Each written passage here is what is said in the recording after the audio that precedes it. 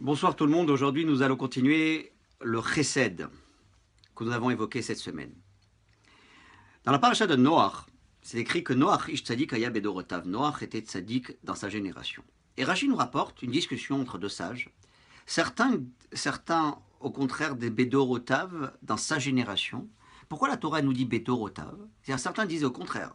On voit par rapport à ces générations, si dans sa génération c'était quelqu'un de juste, tzadik, fidèle à Kadosh Baruch Hu, dans une autre génération qui était une génération de tzadikim, il serait encore plus tzadik.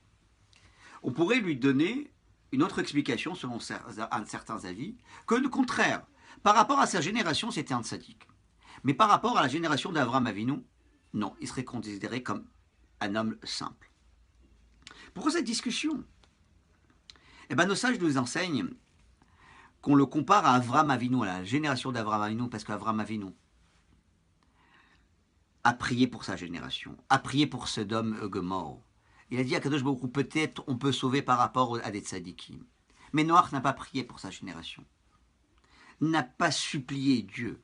D'ailleurs, la Torah, dans la fin de la paracha, on lit la Haftara, et la Haftara, on rapporte de Noach. Le déluge, on l'appelle les eaux de Noé. Quel rapport les eaux de Noé?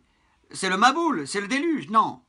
Puisque Noé n'a pas prié sur sa génération, alors on considère que c'est le déluge de Noé. Oui, Avram Avinu.